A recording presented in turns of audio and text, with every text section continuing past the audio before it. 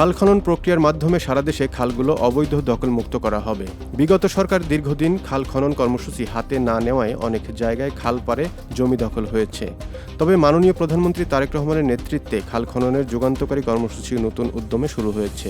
আর এতে খাল অবৈধ দখলমুক্ত করা হবে বলে মন্তব্য করেছেন পানি সম্পদ মন্ত্রী শহীদ উদ্দিন চৌধুরী অ্যানি। আজ দুপুরে চাঁদপুর সদরের শাহ মাহমুদপুর ইউনিয়নে খাল খনন কর্মসূচির স্থান পরিদর্শন করেন। পরে সাংবাদিকদের প্রশ্নের জবাবে তিনি কথা বলেন। মন্ত্রী বলেন, আগামী 16 মে প্রধানমন্ত্রী তারেক রহমান চাঁদপুর সফরে খাল খনন সহ বিভিন্ন কর্মসূচির উদ্বোধন করবেন।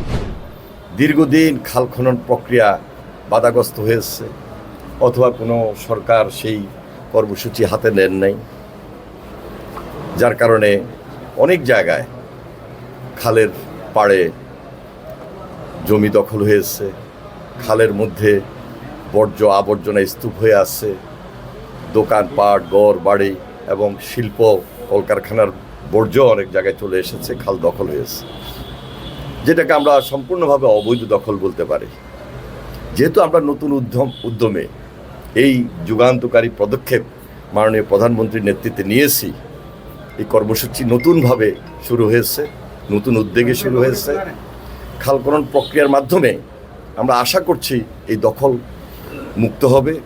আরেকদিকে কিছু কিছু জায়গায় বিশেষ ক্ষেত্রে আইনি জটিলতা দেখা দিতে পারে, সেটা স্থানীয় ডিসি সাহেব আছেন, প্রশাসনের মাধ্যমে সেটা আমরা মোকাবেলা করব।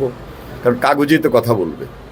খাল তো দীর্ঘদিন থেকে একটা জায়গায় খাল রয়েছে, খালের জায়গায় খাল থাকবে।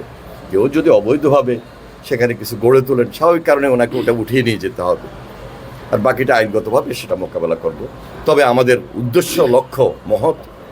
আমরা একটা নতুন বাংলাদেশ, নতুন আঙ্গিকে নতুনভাবে শুরু করতে চাই, সেজন্য সবার সহযোগিতা বিশেষভাবে প্রয়োজন। এ সময় চাঁদপুর 3 আসনের সংসদ সদস্য ও জেলা বিএনপির সভাপতি ফরিদ আহমেদ মানিক, জেলা প্রশাসক আহমেদ জিয়াউর রহমান, বিএনপির জাতীয় নির্বাহী কমিটির ব্যাংকিং ও রাজস্ব বিষয়ক সম্পাদক লায়ন হারুনুর রশিদ, জেলা পরিষদ চেয়ারম্যান সলিমুল্লাহ সেলিম সহ জেলা ও উপজেলার বিএনপির নেতৃবৃন্দ উপস্থিত ছিলেন।